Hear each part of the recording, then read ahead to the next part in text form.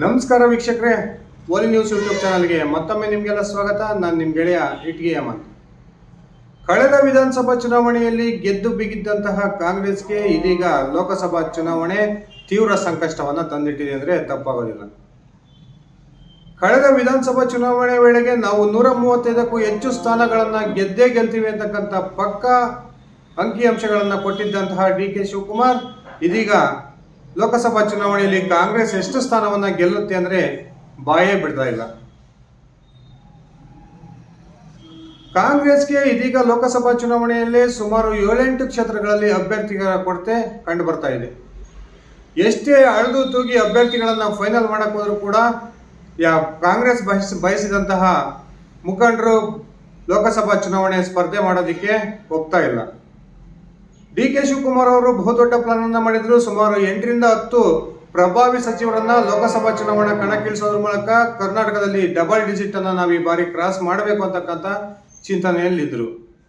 ಆದರೆ ಡಿ.ಕೆ. ಶಿವಕುಮಾರ್ ಅವರ ಈ ಒಂದು ಚಿಂತನೆಗೆ ಕಾಂಗ್ರೆಸ್ನ ಪ್ರಮುಖ ಸಚಿವರು, ಅದರಲ್ಲೂ ಕೂಡ ಸಿದ್ದರಾಮಯ್ಯ ಬಣದಲ್ಲಿ ಗುರುತಿಸಿಕೊಂಡಿರ್ತಕ್ಕಂಥ ಅಹಿಂದ ಸಚಿವರು ತೀವ್ರ ತಣ್ಣೀರನ್ನ ಎರಚಿದ್ದಾರೆ ಅಂತಾನೆ ಹೇಳ್ಬೋದು. ಈಗಾಗಲೇ ಬಂದಿರೋ ಮಾಹಿತಿ ಪ್ರಕಾರ ಕೆ.ಎಚ್. ಮುನಿಯಪ್ಪ ಅವರನ್ನು ಹೊರತುಪಡಿಸಿ ಇನ್ಯಾವ ಸಚಿವರು ಕೂಡ ಈ ಬಾರಿ ಲೋಕಸಭಾ ಚುನಾವಣಾ ಕಣಕ್ಕಿಳಿಯೋದು ಖಾತ್ರಿ ಇಲ್ಲ ಅಂತಾನೆ ಹೇಳಲಾಗ್ತಿದೆ. ಸುಮಾರು 7-8 ಕ್ಷೇತ್ರಗಳಲ್ಲಿ ಡಿ.ಕೆ. ಶಿವಕುಮಾರ್ ಅವರಿಗೆ ಬಹುದೊಡ್ಡ ಸಂಕಷ್ಟ ಎದುರಾಗಿದೆ. 8 ಕ್ಷೇತ್ರಗಳು 108 ಸಮಸ್ಯೆಗಳನ್ನ ಡಿ.ಕೆ. ಶಿವಕುಮಾರ್ ಅವರಿಗೆ ತಂದೊಡ್ಡಿದ್ದಾವೆ ಅಂತಕ್ಕಂಥ ಮಾಹಿತಿಗಳು ಬರ್ತಾ ಇದ್ದಾವೆ. ಒಂದು ಕಡೆ ತನ್ನ ವಿರೋಧಿಗಳ ಸ್ಪರ್ಧೆ, ಇನ್ನೊಂದು ಕಡೆ ಬಿಜೆಪಿ ಪ್ರಬಲ ಅಭ್ಯರ್ಥಿಗಳನ್ನ ಹಾಕಿರ್ತಕ್ಕಂಥದ್ದು, ಒಂದು ಕಡೆ ತಾವಾಗಿರ್ತಕ್ಕಂಥ ಅಭ್ಯರ್ಥಿ ತನ್ನ ವಿರೋಧಿ ಬಣದಲ್ಲಿ ಗುರುತಿಸಿಕೊಂಡಿರ್ತಕ್ಕಂಥದ್ದು. ಅವರನ್ನ ಗೆಲ್ಲಿಸಿದ್ರೆ ಒಂಥರ ಸಂಕಷ್ಟ, ಅವರನ್ನ ಸೋಲಿಸಿದ್ರೆ ಮತ್ತೊಂಥರ ಸಂಕಷ್ಟ. ಈ ರೀತಿಯ ಉಭಯ ಸಂಕಷ್ಟಕ್ಕೆ ಒಳಗಾಗಿರ್ತಕ್ಕಂಥ ಡಿ.ಕೆ. ಶಿವಕುಮಾರ್ ಅವರಿಗೆ 8 ಪ್ರಮುಖ ಲೋಕಸಭಾ ಕ್ಷೇತ್ರಗಳು ಈಗ ಬಹುದೊಡ್ಡ ತಲೆನೋವಾಗಿ ಪರಿಣಮಿಸಿದವೆ. ಬನ್ನಿ ಸ್ನೇಹಿತರೆ, ಹಾಗಾದ್ರೆ ಆ 8 ಲೋಕಸಭಾ ಕ್ಷೇತ್ರಗಳು ಯಾವ್ಯಾವು, ಡಿ.ಕೆ. ಶಿವಕುಮಾರ್ಗೆ ಆ ಕ್ಷೇತ್ರಗಳಲ್ಲಿ ಉಂಟಾಗಿರ್ತಕ್ಕಂಥ ತಲೆನೋವು ಏನೋ ತಿಳ್ಕೊಂಡು ಬರೋಣ. ಅದಕ್ಕಿಂತ ಮುಂಚೆ ನೀವಿನ್ನು ನನ್ನ ಓಲಿ ನ್ಯೂಸ್ ಯೂಟ್ಯೂಬ್ ಚಾನಲ್ಗೆ ಸಬ್ಸ್ಕ್ರೈಬ್ ಮಾಡ್ಕೊಂಡಿಲ್ಲ ಅಂದರೆ ದಯವಿಟ್ಟು ಈಗಲೇ ಸಬ್ಸ್ಕ್ರೈಬ್ ಮಾಡಿಕೊಂಡು ಬೆಲ್ ಬಟನ್ನ ಕ್ಲಿಕ್ ಮಾಡಿ. ನಾನು ಕೊಡ್ತಕ್ಕಂಥ ಮಾಹಿತಿ ನಿಮ್ಗೆ ಇಷ್ಟ ಆಗಿದ್ರೆ ಈ ವಿಡಿಯೋಗೆ ಲೈಕ್ ಮಾಡಿ, ಶೇರ್ ಮಾಡಿ, ಕಮೆಂಟ್ ಮಾಡಿ.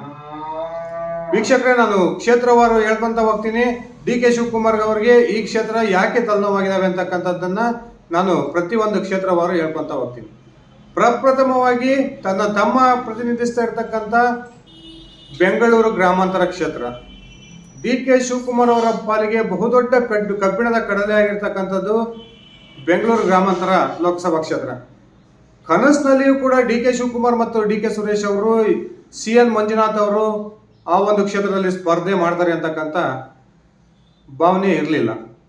ಬಹುತೇಕ ಯಾರೋ ಸಿ.ಪಿ. ಯೋಗೇಶ್ವರರು ಅಥವಾ ಕುಮಾರಸ್ವಾಮಿ ಕುಟುಂಬದ ಯಾರೋ ಒಬ್ಬರು ಸ್ಪರ್ಧೆ ಮಾಡ್ತಾರೆ, ಅತ್ಯಂತ ಸುಲಭವಾಗಿ ಅಲ್ಲಿ ನಾವು ಗೆಲ್ಲಬಹುದು ಅಂತಕ್ಕಂಥ ಒಂದು ಚಿಂತೆಯಲ್ಲಿದ್ದಂತಹ, ಒಂದು ಯೋಚನೆಯಲ್ಲಿದ್ದಂತಹ ಡಿ.ಕೆ. ಶಿವಕುಮಾರ್ ಅವರಿಗೆ ಈಗ ಡಾಕ್ಟರ್ ಸಿ.ಎನ್. ಮಂಜುನಾಥ್ ಅವರ ಸ್ಪರ್ಧೆ ಅತ್ಯಂತ ಒಂದು ಕ್ಲಿಷ್ಟ ಪರಿಸ್ಥಿತಿಯನ್ನ ಡಿ.ಕೆ. ಶಿವಕುಮಾರ್ ಹಾಗೂ ಅವರ ಸಹೋದರ ಡಿ.ಕೆ. ಸುರೇಶ್ ಅವರಿಗೆ ತಂದೊಡ್ಡಿದೆ. ಈಗಾಗಲೇ ಸೋಷಿಯಲ್ ಮೀಡಿಯಾಗಳಲ್ಲಿ ಒಂದು ಕಡೆ ಸಿ.ಎನ್. ಮಂಜುನಾಥ್ ಅವರ ಫೋಟೋವನ್ನು ಹಾಕಿ ಅವರಿಗೆ ಹೃದಯದ ಚಿತ್ರವನ್ನು ಹಾಕಿದರೆ, ಇನ್ನೊಂದು ಕಡೆ ಡಿ.ಕೆ. ಸುರೇಶ್ ಅವರ ಒಂದು ಫೋಟೋದ ಮುಂದೆ ಬಂಡೆಯನ್ನು ಹಾಕ್ತಾ ಇದ್ದಾರೆ. ಆ ಬಿಜೆಪಿ ಹಾಗೂ JDS ನ ಬೆಂಬಲಿಗರು ಈಗಾಗಲೇ ಈ ಒಂದು ಬೆಂಗಳೂರು ಗ್ರಾಮಾಂತರ ಕ್ಷೇತ್ರಕ್ಕೆ ಬಂಡೆ ಬೇಕಾ ಅಥವಾ ಹೃದಯವಂತ ಬೇಕಾ ಅಂತಕ್ಕಂಥ ಪ್ರಶ್ನೆಯನ್ನ ಆ ಕ್ಷೇತ್ರದ ಮತದಾರರ ಮುಂದಿಡ್ತಾ ಇದ್ದಾರೆ. ಈ ಸಿ.ಎನ್. ಮಂಜುನಾಥ್ ಅವರ ಸ್ಪರ್ಧೆಯಿಂದ ಈಗ ಬಹುತೇಕ ಡಿ.ಕೆ. ಶಿವಕುಮಾರ್ ಅವರು ಕರ್ನಾಟಕದ ಉಳಿದ 27 ಲೋಕಸಭಾ ಕ್ಷೇತ್ರಗಳಿಗೆ ಪ್ರವಾಸವನ್ನ ಕೈಗೊಳ್ಳೋದಕ್ಕೆ ಬಹುದೊಡ್ಡ ಸಮಸ್ಯೆ ಬಂದೊಡ್ಡಿದೆ. ಯಾಕಂದ್ರೆ ಈಗಾಗಲೇ ಸಿ.ಎನ್. ಮಂಜುನಾಥ್ ಅವರ ಸ್ಪರ್ಧೆಯಿಂದ ಆ ಒಂದು ಬೆಂಗಳೂರು ಲೋಕಸಭಾ ಕ್ಷೇತ್ರ ಹೈ ವೋಲ್ಟೇಜ್ ಕಣವಾಗಿದೆ. ಡಿ.ಕೆ. ಸುರೇಶ್ ಅವರನ್ನ ಗೆಲ್ಲಿಸಿಕೊಳ್ಳಲೇಬೇಕು ಅಂತಕ್ಕಂಥ ಚಿಂತೆಯಲ್ಲಿದ್ದಂತಹ ಡಿ.ಕೆ. ಶಿವಕುಮಾರ್ಗೆ ಇದೀಗ ಬಹುತೇಕ ಡಿ.ಕೆ. ಸುರೇಶ್ ಅವರ ಗೆಲುವು ಕಷ್ಟ ಅಂತಾನೆ ಹೇಳಲಾಗ್ತಿದೆ. ಅದೇ ರೀತಿ ಮತ್ತೊಂದು ಪ್ರಮುಖ ಕ್ಷೇತ್ರ SC ಮೀಸಲು ಕ್ಷೇತ್ರವಾಗಿರ್ತಕ್ಕಂಥ ಚಾಮರಾಜನಗರ ಲೋಕಸಭಾ ಕ್ಷೇತ್ರ. ಈ ಒಂದು ಕ್ಷೇತ್ರದಲ್ಲಿ ತನ್ನ ಹಳೆಯ ಶಿಷ್ಯ ಮಾಜಿ ಶಾಸಕ ಬಾಲರಾಜ್ ಅವರು ಇದೀಗ ಬಿಜೆಪಿ ಅಭ್ಯರ್ಥಿಯಾಗಿದ್ದಾರೆ. H.C. ಮಾದೇವಪ್ಪನವರು ಇಲ್ಲಿ ಸ್ಪರ್ಧೆ ಮಾಡ್ತಾರೆ ಕಾಂಗ್ರೆಸ್ನಿಂದ. ನಾನೀಗ ಜವಾಬ್ದಾರಿ ಆರಾಮಾಗಿ ನಾನು ಇರ್ಬೋದು ಅಂತ ಚಿಂತೆಯಲ್ಲಿದ್ದಂತಹ ಡಿ.ಕೆ. ಶಿವಕುಮಾರ್ ಅವರಿಗೆ ಇದೀಗ H.C. ಮಾದೇವಪ್ಪನವ್ರನ್ನ ಯಾವುದೇ ಕಾರಣಕ್ಕೂ ಲೋಕಸಭಾ ಚುನಾವಣೆ ಸ್ಪರ್ಧೆ ಮಾಡಲ್ಲ ಅಂತಕ್ಕಂಥ ಘೋಷಣೆ ಮಾಡಿದ ನಂತರ ಬಹುತೇಕ ಮಾಜಿ ಸಂಸದ ಧ್ರುವ ನಾರಾಯಣ್ ಅವರ ಪುತ್ರ ಶಾಸಕ ದರ್ಶನ್ ಧ್ರುವ ನಾರಾಯಣ್ ಅವರನ್ನ ಕಾಂಗ್ರೆಸ್ ಕಣಕ್ಕಿಳಿಸುತ್ತೆ ಅಂತಕ್ಕಂಥ ಮಾತುಗಳು ಕೇಳಿ ಬರ್ತಾ ಇದ್ದಾರೆ. ಒಂದು ಕಡೆ ಬಿಜೆಪಿಯಿಂದ ತನ್ನ ಪರಮ ಶಿಷ್ಯ, ಇನ್ನೊಂದು ಕಡೆ ತನ್ನ ಆತ್ಮೀಯ ಸ್ನೇಹಿತನ ಮಗ. ಈ ಇಬ್ಬರಲ್ಲಿ ಯಾರನ್ನ ಗೆಲ್ಲಿಸ್ಕೊಳ್ಬೇಕು ಅಂತಕ್ಕಂಥ ಸಂಕಷ್ಟ ಇದೀಗ ಡಿ ಕೆ ಶಿವಕುಮಾರ್ ಅವರಿಗೆ ಬಹುದೊಡ್ಡ ತಲ್ಲಣವಾಗಿದೆ ಅಂತಕ್ಕಂಥ ಮಾಹಿತಿಗಳು ಬರ್ತಾ ಇದ್ದಾವೆ. ಹಾಗೇನೆ ಮತ್ತೊಂದು ಪ್ರಮುಖ ಬೆಂಗಳೂರು ನಗರದ ಲೋಕಸಭಾ ಕ್ಷೇತ್ರವಾಗಿರ್ತಕ್ಕಂಥ ಬೆಂಗಳೂರು ಉತ್ತರ ಲೋಕಸಭಾ ಕ್ಷೇತ್ರ. ಇಲ್ಲಿ ಈಗಾಗಲೇ ಶೋಭಾ ಕರಂದ್ಲಾಜೆ ಅವರು ಬಿಜೆಪಿಯಿಂದ ಅಭ್ಯರ್ಥಿಯಾಗಿದ್ದಾರೆ.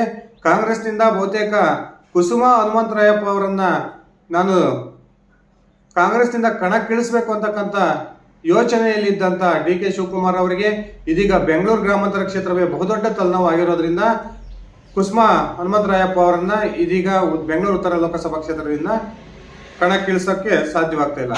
ಯಾಕಂದ್ರೆ ಕುಸುಮ ಹನುಮಂತರಾಯಪ್ಪ ಅವರು ಸೇರಿದಂತೆ ಕಾಂಗ್ರೆಸ್ನ ಪ್ರಮುಖ ನಾಯಕರೆಲ್ಲ ಇದೀಗ ಬೆಂಗಳೂರು ಗ್ರಾಮಾಂತರ ಕ್ಷೇತ್ರದ ಕಡೆಗೆ ತಮ್ಮ ಗಮನವನ್ನ ಹರಿಸಲೇಬೇಕಾಗಿದೆ.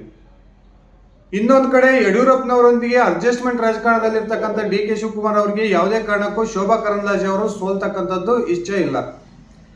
ಈ ಕಾರಣಕ್ಕೆ ಯಾರೋ ಒಬ್ಬರನ್ನಲ್ಲಿ ಅಭ್ಯರ್ಥಿ ಮಾಡಿ ಬಹುತೇಕ ಬೆಂಗಳೂರು ಉತ್ತರ ಕ್ಷೇತ್ರವನ್ನ ಬಿಜೆಪಿ ಗೆಲ್ಲುವಾಗಿ ನೋಡ್ಕೊಳ್ತಕ್ಕಂಥ ಜವಾಬ್ದಾರಿ ಇದೀಗ ಡಿ ಕೆ ಶಿವಕುಮಾರ್ ಅವರ ಮೇಲಿದೆ.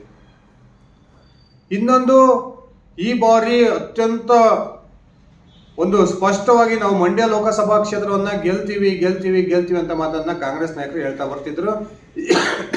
ಇದೇ ಕಾರಣಕ್ಕೆ ಬಿಲ್ಡರ್ ಹಾಗೂ ಕಾಂಟ್ರಾಕ್ಟರ್ ಆಗಿರ್ತಕ್ಕಂಥ ಸ್ಟಾರ್ ಚಂದ್ರು ಅವರಿಗೆ ಕಾಂಗ್ರೆಸ್ ಟಿಕೆಟ್ ಅನ್ನ ಕೊಟ್ಟು ಅತ್ಯಂತ ಹುಮ್ಮಸ್ನಲ್ಲಿತ್ತು. ಆದರೆ ಇದೀಗ ಬದಲಾದ ರಾಜಕೀಯ ಪರಿಸ್ಥಿತಿಯಲ್ಲಿ HD ಕುಮಾರಸ್ವಾಮಿ ಅವರೇ ಬಿಜೆಪಿ JDS ಮೈತ್ರಿಕೂಟದ ಅಭ್ಯರ್ಥಿ ಆಗ್ಬೋದು ಅಂತಕ್ಕಂಥ ಮಾಹಿತಿಗಳು ಕೇಳ್ಬರ್ತಾ ಇದ್ದಾವೆ. HD ಕುಮಾರಸ್ವಾಮಿ ಅವರೇನಾದರೂ ಮಂಡ್ಯ ಲೋಕಸಭಾ ಕ್ಷೇತ್ರದಿಂದ ಮೈತ್ರಿ ಪಕ್ಷದ ಅಭ್ಯರ್ಥಿ ಆಗಿದ್ದೇ ಆದರೆ ಮಂಡ್ಯ ಲೋಕಸಭಾ ಕ್ಷೇತ್ರದ ಗೆಲುವು ಕಾಂಗ್ರೆಸ್ ಪಾಲಿಗೆ ಮರೀಚಿಕೆ ಆಗೋದ್ರಲ್ಲಿ ಯಾವುದೇ ಕಾರಣಕ್ಕೂ ಸಂಶಯ ಇಲ್ಲ. ಈ ಕಾರಣಕ್ಕೆ ಮಂಡ್ಯ ಲೋಕಸಭಾ ಕ್ಷೇತ್ರ ಕೂಡ ಡಿ ಕೆ ಶಿವಕುಮಾರ್ ಅವರ ಪಾಲಿಗೆ ಬಹುದೊಡ್ಡ ತಲೆನೋವಾಗಿ ಪರಿಣಮಿಸಿದೆ. ಮತ್ತೊಂದು, ಉಡುಪಿ ಚಿಕ್ಕಮಗಳೂರು ಲೋಕಸಭಾ ಕ್ಷೇತ್ರಕ್ಕೆ ತನ್ನ ಪರಮಾತ್ಮ ಅಂಶುಮಂತ್ ಗೌಡ ಏನು ಚಿಕ್ಕಮಗಳೂರು ಜಿಲ್ಲಾ ಕಾಂಗ್ರೆಸ್ನ ಅಧ್ಯಕ್ಷರಾಗಿದ್ದಾರೆ, ಅಂಶುಮಂತ್ ಗೌಡ ಅಂತಕ್ಕಂಥವ್ರನ್ನ ಕಣಕ್ಕಿಳಿಸಬೇಕು ಅನ್ನೋ ಒಂದು ಯೋಚನೆಯಲ್ಲಿ ಡಿ ಕೆ ಶಿವಕುಮಾರ್ ಅವರಿದ್ರು. ಆದರೆ ಕೊನೆಗೆ ಅಳೆದು ತೂಗಿ ಸಿದ್ದರಾಮಯ್ಯನವರ ಕೈ ಆ ಒಂದು ಉಡುಪಿ ಚಿಕ್ಕಮಗಳೂರು ಕ್ಷೇತ್ರದ ಪಾಲಿಗೆ ಮೇಲಾಗಿದೆ. ಬಹುತೇಕ ಜಯಪ್ರಕಾಶ್ ಹೆಗಡೆ ಅವರನ್ನ ಕಾಂಗ್ರೆಸ್ ತನ್ನ ಅಭ್ಯರ್ಥಿಯನ್ನಾಗಿ ಮಾಡುತ್ತೆ. ಈ ಕಾರಣಕ್ಕೆ ಕೋಟಾ ಶ್ರೀನಿವಾಸ್ ಪೂಜಿ ಅವರು ಈಗಾಗಲೇ ಬಿಜೆಪಿ ಅಭ್ಯರ್ಥಿಯಾಗಿದ್ದಾರೆ. ಈ ಒಂದು ಕ್ಷೇತ್ರ ಕೂಡ ಬಿಜೆಪಿ ಕಾಂಗ್ರೆಸ್ನ ಪಾಲಿಗೆ ಬಹುದೊಡ್ಡ ಒಂದು ತಲೆನೋವಾಗಿ ಮಾರ್ಪಟ್ಟಿದೆ. ಅದರಲ್ಲೂ ಕೂಡ ಡಿ ಕೆ ಶಿವಕುಮಾರ್ ಈ ಕ್ಷೇತ್ರದ ಕಡೆ ಯಾವ ನಿರ್ಧಾರವನ್ನು ತೆಗೆದುಕೊಳ್ಬೇಕು ಅಂತಕ್ಕಂಥ ಗೊಂದಲದಲ್ಲಿದ್ದಾರೆ. ಇನ್ನೊಂದು ಪ್ರಮುಖ ಕ್ಷೇತ್ರ ಚಿಕ್ಕಬಳ್ಳಾಪುರ ಲೋಕಸಭಾ ಕ್ಷೇತ್ರ. ಈಗಾಗಲೇ ರಕ್ಷಾ ರಾಮಯ್ಯ ಅವರು ಬಹುತೇಕ ಕಾಂಗ್ರೆಸ್ನ ಅಭ್ಯರ್ಥಿ ಆಗ್ಬೋದು ಅಂತಕ್ಕಂಥ ಏನು ಚರ್ಚೆಗಳು ಕೇಳಿ ಬರ್ತಾ ಇದಾವೆ. ಇದೀಗ ಬಿಜೆಪಿ ಬಹುದೊಡ್ಡ ಬಾಂಬ್ ಒಂದನ್ನ ಚಿಕ್ಕಬಳ್ಳಾಪುರ ಲೋಕಸಭಾ ಕ್ಷೇತ್ರ ವ್ಯಾಪ್ತಿಗೆ ಸಂಬಂಧಪಟ್ಟಂತೆ ಸಿಡಿಸಿದೆ. ಅದೇನಪ್ಪ ಬಾಂಬ್ ಅಂದ್ರೆ, ಬಿಜೆಪಿ JDSಗೆ 3ಕ್ಕಿಂತ ಮತ್ತೊಂದು ಹೆಚ್ಚುವರಿ ಲೋಕಸಭಾ ಸ್ಥಾನಗಳನ್ನ ಬಿಟ್ಕೊಡುತ್ತೆ. ಆ ಹೆಚ್ಚುವರಿ ಲೋಕಸಭಾ ಕ್ಷೇತ್ರವೇ ಚಿಕ್ಕಬಳ್ಳಾಪುರ. ಬಿಜೆಪಿ ನಾಯಕರು ಇದೀಗ JDSನ ನಾಯಕರಿಗೆ ಪ್ರಮುಖ ಒಂದು ಕಂಡೀಷನ್ ಅನ್ನು ಹಾಕಿದ್ದಾರೆ. ಚಿಕ್ಕಬಳ್ಳಾಪುರ ಲೋಕಸಭಾ ಕ್ಷೇತ್ರವನ್ನ ಬಿಟ್ಕೊಡೋದಕ್ಕೆ HD ಕುಮಾರಸ್ವಾಮಿ ಅವರೇ ಈ ಚಿಕ್ಕಬಳ್ಳಾಪುರ ಲೋಕಸಭಾ ಕ್ಷೇತ್ರದ ಅಭ್ಯರ್ಥಿ ಆಗಬೇಕು ಅಂತಕ್ಕಂಥದ್ದು. ಒಂದು ವೇಳೆ HD ಕುಮಾರಸ್ವಾಮಿ ಅವರು ನಿಜಕ್ಕೂ ಚಿಕ್ಕಬಳ್ಳಾಪುರ ಲೋಕಸಭಾ ಕ್ಷೇತ್ರದ ಅಭ್ಯರ್ಥಿ ಆದರೆ ರಕ್ಷಾ ರಾಮಯ್ಯ ಅವರ ಗೆಲುವು ಅತ್ಯಂತ ಕಷ್ಟ ಅಂತಕ್ಕಂಥ ಮಾತುಗಳು ಈಗಾಗಲೇ ಕೇಳಿ ಬರ್ತಾ ಇದ್ದಾವೆ. ಈ ಕಾರಣಕ್ಕೆ ಡಿ ಕೆ ಶಿವಕುಮಾರ್ ಅವರೇ ಮುಂದೆ ನಿಂತು ಏನು ರಕ್ಷಾ ರಾಮಯ್ಯ ಅವರನ್ನ ಅಭ್ಯರ್ಥಿಯನ್ನಾಗಿ ಘೋಷಣೆ ಮಾಡೋದಕ್ಕೆ ರೆಡಿಯಾಗಿದ್ದಾರೆ. ಆ ಕ್ಷೇತ್ರ ಕೂಡ ಡಿ ಕೆ ಶಿವಕುಮಾರ್ ಪಾಲಿಗೆ ಬಹುದೊಡ್ಡ ಸಮಸ್ಯೆಯಾಗಿ ಪರಿಣಮಿಸಿದೆ.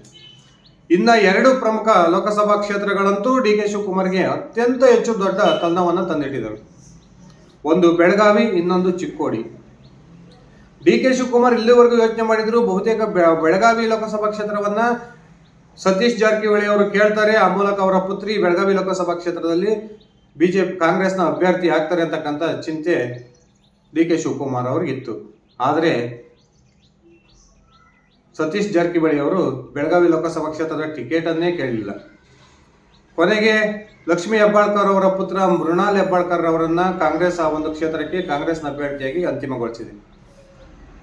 ಬಿಜೆಪಿ ಈಗಾಗಲೇ ಬಹುತೇಕ ಮಾಜಿ ಮುಖ್ಯಮಂತ್ರಿ ಜಗದೀಶ್ ಶೆಟ್ಟರ್ ಅವರಿಗೆ ಬೆಳಗಾವಿಯ ಒಂದು ಲೋಕಸಭಾ ಟಿಕೆಟ್ ಅನ್ನ ಘೋಷಣೆ ಮಾಡುತ್ತೆ ಅಂತಕ್ಕಂಥ ಮಾತುಗಳು ಕೇಳಿ ಬರ್ತಾ ಇದ್ದಾವೆ.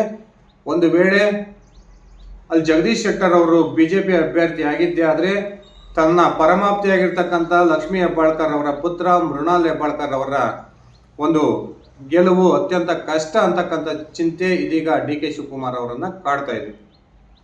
ಒಂದು ವೇಳೆ ಬೆಳಗಾವಿ ಲೋಕಸಭಾ ಕ್ಷೇತ್ರದಲ್ಲಿ ಏನಾದರೂ ಮೃಣಾಲ್ ಹೆಬ್ಬಾಳ್ಕರ್ ಅವರು ಸೋತು ಚಿಕ್ಕೋಡಿ ಲೋಕಸಭಾ ಕ್ಷೇತ್ರದಲ್ಲಿ ಸತೀಶ್ ಜಾರಕಿಹೊಳಿ ಅವರ ಪುತ್ರಿ ಏನಾದರೂ ಗೆದ್ದಿದ್ದೇ ಆದರೆ ಬೆಳಗಾವಿಯ ಮೇಲಿರ್ತಕ್ಕಂಥ ಲಕ್ಷ್ಮೀ ಹೆಬ್ಬಾಳ್ಕರ್ ಅವರ ಹಿಡಿತ ಬಹುತೇಕ ತಪ್ಪೋಗುತ್ತೆ. ಈ ಕಾರಣಕ್ಕೆ ಡಿ ಕೆ ಶಿವಕುಮಾರ್ ಅವರು ಏನು ಬೆಳಗಾವಿ ಲೋಕಸಭಾ ಕ್ಷೇತ್ರಕ್ಕೆ ಬೆಳಗಾವಿ ಜಿಲ್ಲೆಗೆ ಸಂಬಂಧಪಟ್ಟಂತೆ ಲೆಕ್ಕಾಚಾರಗಳನ್ನು ಹಾಕೊಂಡಿದ್ದಾರೆ. ಆ ಲೆಕ್ಕಾಚಾರಗಳೆಲ್ಲ ಉಲ್ಟಾ ಆಗ್ತವೆ ಅಂತಕ್ಕಂಥ ಮಾಹಿತಿಗಳು ಬರ್ತಾ ಇದ್ದಾವೆ. ಡಿ ಕೆ ಶಿವಕುಮಾರ್ ಅವರಿಗೆ ಅತ್ಯಂತ ಹೆಚ್ಚು ತಲೆನೋವು ತಂದಿಟ್ಟಿರ್ತಕ್ಕಂಥ ಮತ್ತೊಂದು ಪ್ರಮುಖ ಕ್ಷೇತ್ರ ಬೆಳಗಾವಿ ಜಿಲ್ಲೆಯ 2ನೇ ಲೋಕಸಭಾ ಕ್ಷೇತ್ರವಾಗಿರ್ತಕ್ಕಂಥ ಚಿಕ್ಕೋಡಿ. ಈಗಾಗಲೇ BL ಸಂತೋಷ್ ಮಠದಲ್ಲಿ ಗುರುತಿಸಿಕೊಂಡಿರ್ತಕ್ಕಂಥ ಅಣ್ಣಾ ಸಾಹೇಬ್ ಜೊಲ್ಲೆ ಅವರಿಗೆ ಬಿಜೆಪಿ ಟಿಕೆಟ್ ಅನ್ನ ಅಂತಿಮಗೊಳಿಸಿ ಹೆಸರನ್ನು ಕೂಡ ಘೋಷಣೆ ಮಾಡಿದೆ. ಕಾಂಗ್ರೆಸ್ ಇಂದ ರಮೇಶ್ ಕತ್ತಿ ಅವರನ್ನ ಬಿಜೆಪಿಯಿಂದ ಸೆಳೆದು ಕಾಂಗ್ರೆಸ್ ಅಭ್ಯರ್ಥಿ ಮಾಡಬೇಕು ಅಂತಕ್ಕಂಥ ಚಿಂತನೆಯಲ್ಲಿ ಡಿ ಕೆ ಶಿವಕುಮಾರ್ ಮತ್ತು ಅವರ ಬಣದ ಪ್ರಮುಖ ನಾಯಕರಿದ್ರು. ಆದರೆ ಇದೀಗ ಸತೀಶ್ ಜಾರಕಿಹೊಳಿ ಅವರು ಚಿಕ್ಕೋಡಿ ಲೋಕಸಭಾ ಕ್ಷೇತ್ರಕ್ಕೆ ಪಟ್ಟು ಹಿಡಿದಿರೋದ್ರಿಂದ ಬಹುತೇಕ ಸತೀಶ್ ಜಾರಕಿಹೊಳಿ ಅವರ ಪುತ್ರಿ ಪ್ರಿಯಾಂಕಾ ಜಾರಕಿಹೊಳಿ ಅವರು ಇಲ್ಲಿ ಕಾಂಗ್ರೆಸ್ನ ಅಭ್ಯರ್ಥಿ ಆಗ್ತಾರೆ. ಒಂದು ವೇಳೆ ಯಡಿಯೂರಪ್ಪನವರಿಗೆ ಸಹಾಯ ಮಾಡಬೇಕು ಅನ್ನೋ ಉದ್ದೇಶದಿಂದ ಅಣ್ಣಾ ಸಾಹೇಬ್ ಜೊಲ್ಲೆ ಅವರನ್ನ ಸೋಲ್ಸೋ ಪ್ರಯತ್ನಕ್ಕೆ ಡಿ ಕೆ ಶಿವಕುಮಾರ್ ಕೈ ಹಾಕಿದ್ರು ಅಂದ್ರೆ ಈ ಕಡೆ ಅವರ ರಾಜಕೀಯ ಶತ್ರು ಸತೀಶ್ ಜಾರಕಿಹೊಳಿ ಅವರ ಪುತ್ರಿ ಗೆಲ್ತಾರೆ. ಸತೀಶ್ ಜಾರಕಿಹೊಳಿ ಅವರ ಪುತ್ರಿ ಪ್ರಿಯಾಂಕಾ ಜಾರಕಿಹೊಳಿ ಅವರು ಗೆದ್ದಿದ್ದೇ ಆದರೆ ಲಕ್ಷ್ಮೀ ಹೆಬ್ಬಾಳ್ಕರ್ ಅವರ ಪುತ್ರ ಮೃಣಾಲ್ ಹೆಬ್ಬಾಳ್ಕರ್ ಅವರು ಏನಾದರೂ ಬೆಳಗಾವಿ ಲೋಕಸಭಾ ಕ್ಷೇತ್ರದಲ್ಲಿ ಸೋತಿದ್ದೇ ಆದರೆ ಅವಾಗ ಡಿ ಕೆ ಶಿವಕುಮಾರ್ ಅವರಿಗೆ ಬಹುದೊಡ್ಡ ಸಂಕಷ್ಟ ಬರುತ್ತೆ. ಈ ಕಾರಣಕ್ಕೆ ಚಿಕ್ಕೋಡಿ ಲೋಕಸಭಾ ಕ್ಷೇತ್ರದ ಕುರಿತು ಯಾವ ನಿರ್ಧಾರ ತೆಗೆದುಕೊಳ್ಬೇಕು ಅಂತಕ್ಕಂಥ ಗೊಂದಲದಲ್ಲಿ ಇದೀಗ ಡಿ ಕೆ ಶಿವಕುಮಾರ್ ಇದ್ದಾರೆ. ಹೀಗೆ ಸ್ನೇಹಿತರೆ, ಸುಮಾರು 8 ಲೋಕಸಭಾ ಕ್ಷೇತ್ರಗಳು ಡಿ ಕೆ ಶಿವಕುಮಾರ್ ಅವರ ಪಾಲಿಗೆ ಬಹುದೊಡ್ಡ ಕಬ್ಬಿಣದ ಕಡಲೆಯಾಗಿದ್ದಾವೆ. 8 ಲೋಕಸಭಾ ಕ್ಷೇತ್ರಗಳಲ್ಲಿ 108 ತಲೆನೋವುಗಳು ಡಿ ಕೆ ಶಿವಕುಮಾರ್ ಅವರನ್ನ ಕಾಡ್ತಾ ಇದ್ದಾವೆ. ಕಾದ್ ನೋಡೋಣ ಸ್ನೇಹಿತರೆ, ಡಿ ಕೆ ಶಿವಕುಮಾರ್ ಯಾವ ರೀತಿಯ ನಿರ್ಧಾರವನ್ನು ಈ 8 ಲೋಕಸಭಾ ಕ್ಷೇತ್ರಗಳಲ್ಲಿ ತೆಗೆದುಕೊಳ್ತಾರೆ. ಆ ಮೂಲಕ 8 ಲೋಕಸಭಾ ಕ್ಷೇತ್ರಗಳಲ್ಲಿ ಎಷ್ಟು ಲೋಕಸಭಾ ಕ್ಷೇತ್ರವನ್ನ ಗೆಲ್ಲೋದಕ್ಕೆ ಯಶಸ್ವಿ ಆಗ್ತಾರೆ. ಈಗಾಗಲೇ ಬಹುತೇಕ ಕಾಂಗ್ರೆಸ್ ಬೆಂಗಳೂರು ಲೋಕಸಭಾ ಕ್ಷೇತ್ರವನ್ನು ಕೂಡ ಸೋಲುತ್ತೆ ಅಂತಕ್ಕಂಥ ಮಾಹಿತಿಗಳು ಬರ್ತಾ ಇದ್ದಾವೆ. ಆ ಮೂಲಕ ಡಿ ಕೆ ಶಿವಕುಮಾರ್ ಯಾವ ರೀತಿ ಆ ಒಂದು ತಮ್ಮನನ್ನ ಗೆಲ್ಸ್ಕೊಳ್ತಾರೆ ಕಾದ್ ನೋಡೋಣ. ಇದಿಷ್ಟಾಗಿತ್ತು ಸ್ನೇಹಿತರೆ ನನ್ನ ಇವತ್ತಿನ ವಿಡಿಯೋ. ನಾನು ಕೊಟ್ಟಿರ್ತಕ್ಕಂಥ ಮಾಹಿತಿ ನಿಮ್ಗೆ ಇಷ್ಟ ಆಗಿದ್ರೆ ದಯವಿಟ್ಟು ಈ ವಿಡಿಯೋಗೆ ಲೈಕ್ ಮಾಡಿ, ಶೇರ್ ಮಾಡಿ, ಕಮೆಂಟ್ ಮಾಡಿ. ಅದೇ ರೀತಿ ನೀವು ನನ್ನ ಓಲಿ ನ್ಯೂಸ್ ಯೂಟ್ಯೂಬ್ ಚಾನಲ್ಗೆ ಸಬ್ಸ್ಕ್ರೈಬ್ ಮಾಡ್ಕೊಂಡಿಲ್ಲ ಅಂದರೆ ದಯವಿಟ್ಟು ಈಗಲೇ ಸಬ್ಸ್ಕ್ರೈಬ್ ಮಾಡಿಕೊಂಡು ಬೆಲ್ ಬಟನ್ ಅನ್ನು ಕ್ಲಿಕ್ ಮಾಡಿ. ಧನ್ಯವಾದಗಳು ಸ್ನೇಹಿತರೆ, ಶುಭ ದಿನ.